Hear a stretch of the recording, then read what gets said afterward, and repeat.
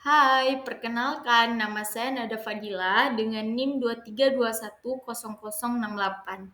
Jadi, pada kali ini saya akan membahas tentang Scrum. Daftar isi atau yang akan kita bahas yaitu yang pertama ada pengertian, kedua ada sejarah, ketiga kelebihan dan kekurangan, keempat diagram, dan kelima contoh dari Scrum. Yang pertama kita bahas yaitu pengertian.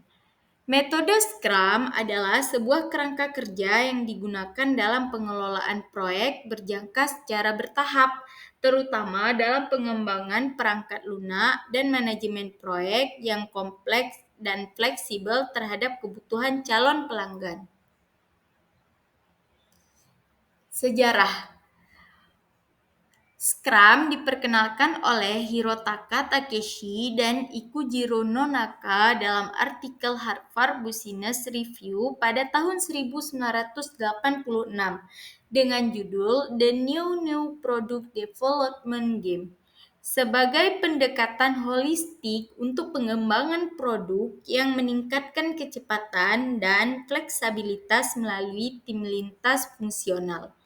Pada awal 1990-an, Ken Schauber dan Jeff Sutherland mengembangkan dan menerapkan Scrum di perusahaan mereka.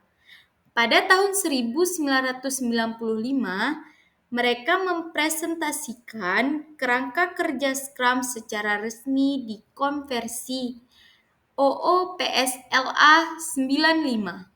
Sejak itu, Scrum telah menjadi metodologi terkenal dalam pengembangan perangkat lunak dan manajemen proyek. Kelebihan Scrum yaitu yang pertama, adaptif dan fleksibel, ada juga biaya rendah, meningkatkan produktivitas, transparansi dan kolaborasi, peningkatan kualitas produk, pengiriman hasil yang lebih cepat, partisipasi pemangku kepentingan, yang terakhir proses pembelajaran berkelanjutan. Begitu juga dengan kekurangannya yaitu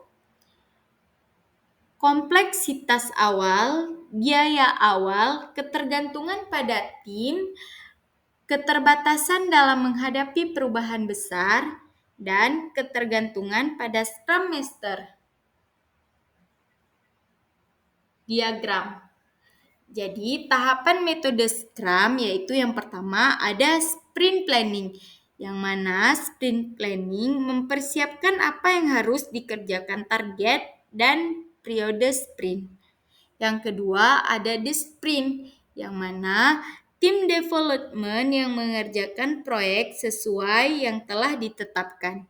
Yang ketiga ada daily scrum, yang mana daily scrum briefing sebelum sprint untuk mendiskusikan work planning, hambatan, dan solusi.